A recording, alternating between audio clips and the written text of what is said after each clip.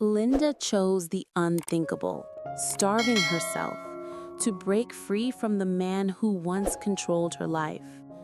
Her desperate act forced her ex-husband to release her into the unforgiving depths of the forest, where she built a fragile shelter while battling hunger, cold, and the slow fade of consciousness. As her strength slipped away, Quang raced through the wilderness, following the faintest traces of her presence in a desperate fight against time. Would he reach her before the forest claimed her life? Subscribe now to follow this.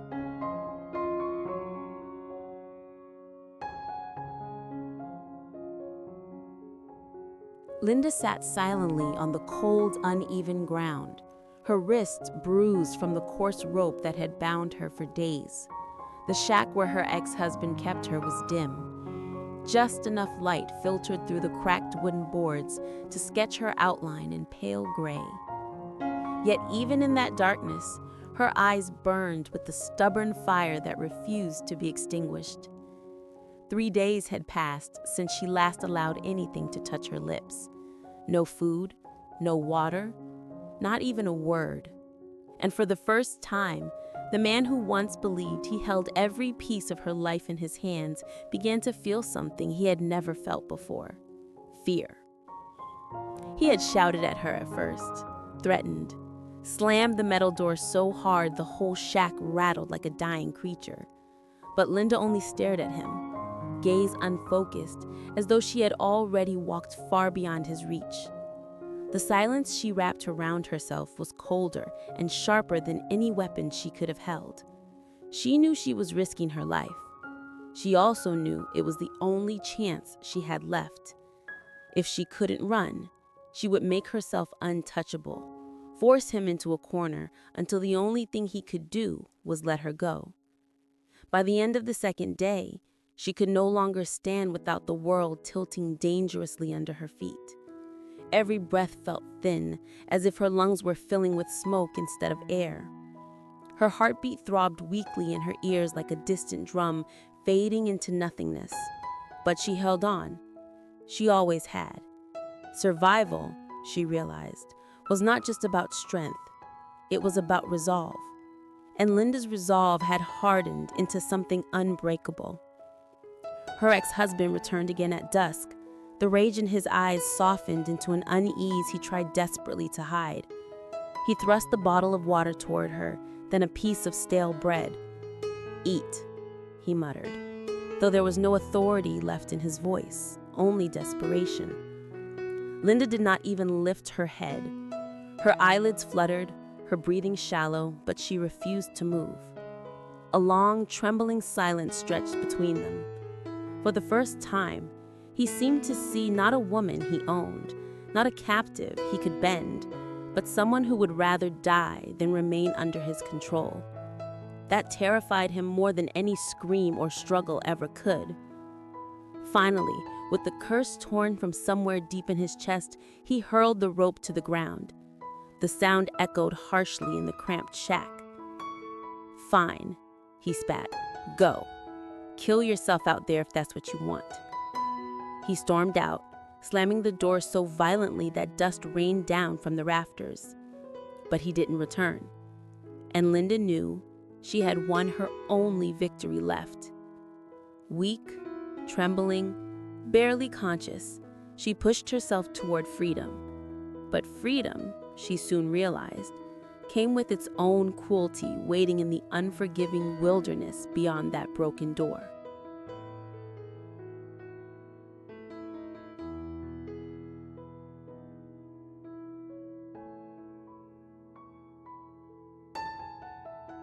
The moment Linda staggered out of the shack, the forest swallowed her whole. The last light of day bled through the treetops in thin, wavering streaks of gold, but her vision was too blurred to appreciate it. The air felt heavier out here, damp with the scent of soil and old leaves, yet painfully fresh after days of captivity. She leaned against the rough bark of a tree, her fingers trembling as though her bones had turned to glass. Every step she took felt like a silent negotiation between her will and the fragile thread that kept her conscious. Branches clawed at her arms as she moved deeper into the wilderness, guided only by instinct and the faint hope that freedom had meaning even in a place like this.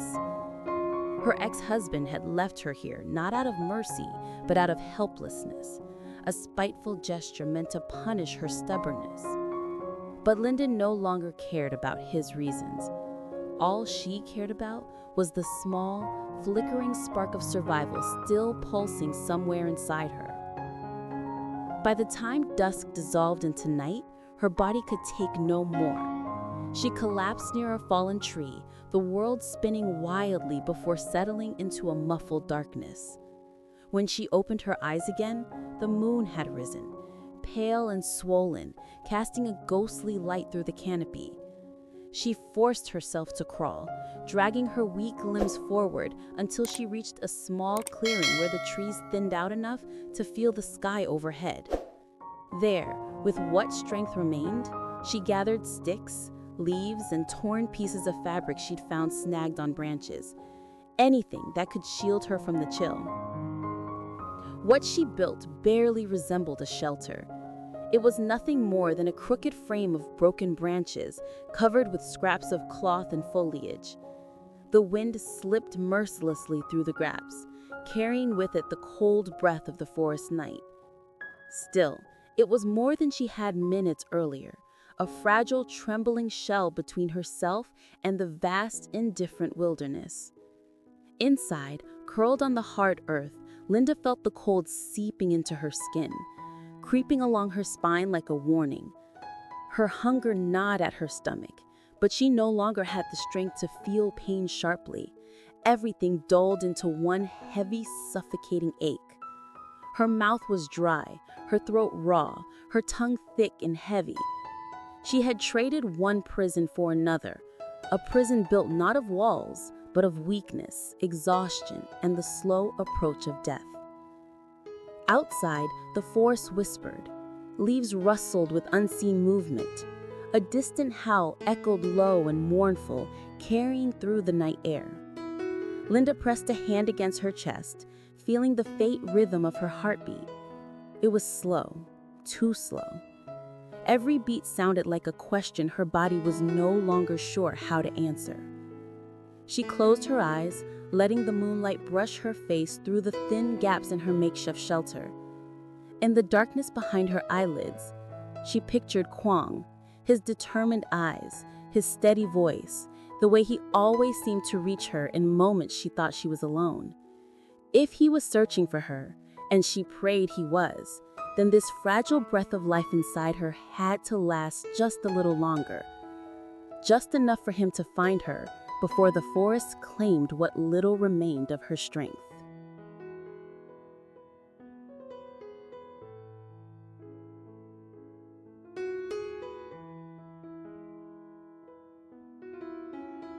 Far from the fragile shelter where Linda clung to life, Quang pushed deeper into the forest with a desperation that bordered on madness.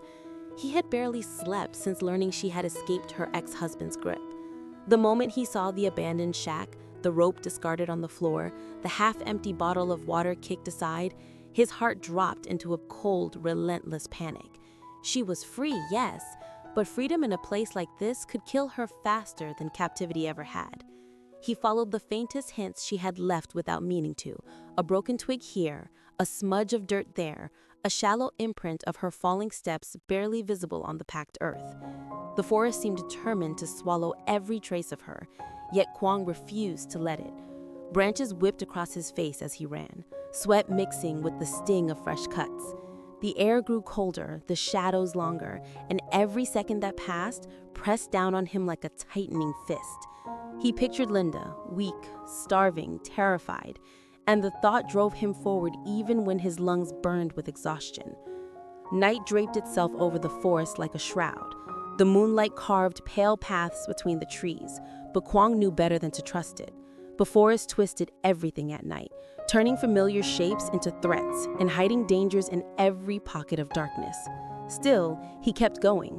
He lit a small flashlight, sweeping it over the undergrowth, searching for anything any sign she might still be alive. He finally found one, a scrap of fabric snagged on a thorn bush. Linda's color, Linda's scent. His heart slammed inside his chest. He grabbed the cloth and pressed it against his forehead, whispering his name like a plea to the night itself. She had been here, and not long ago. Meanwhile, only a few hundred meters away, Linda lay curled inside her collapsing shelter, consciousness slipping in and out like a candle fighting against a storm. Her breaths were shallow now, thin, trembling ghosts of breath that barely stirred the cold air around her. The forest noises began to blur into a distant hum, the line between waking and dreaming collapsing under the weight of hunger and cold. She thought she heard footsteps at one point, but she was too weak to lift her head, too weak to call out. A sickening thought crept in. Perhaps she would die here, nameless among the roots and leaves. But Quang was closer than she knew. He moved carefully now, afraid that one heavy step might bury the faint trail he was following. Then through the cold wind and the rustling branches, he saw it. A faint, flickering shape between the trees. Something unnatural, something human. He froze. His breath hitched. There, half hidden beneath branches and moonlight, was a crooked shelter of sticks and torn cloth.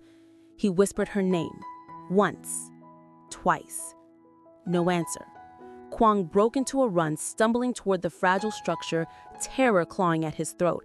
He dropped to his knees, threw aside a sheet of fabric, and the sight inside punched the air from his lungs. Linda, pale, motionless, barely breathing. "Linda, stay with me," he choked out as he lifted her into his arms as if she were made of paper. "I'm here. I found you. Don't go. Don't you dare go." Her eyelids fluttered at the sound of his voice, weak but alive. And for the first time since entering that forest, Quang felt hope blaze through the darkness.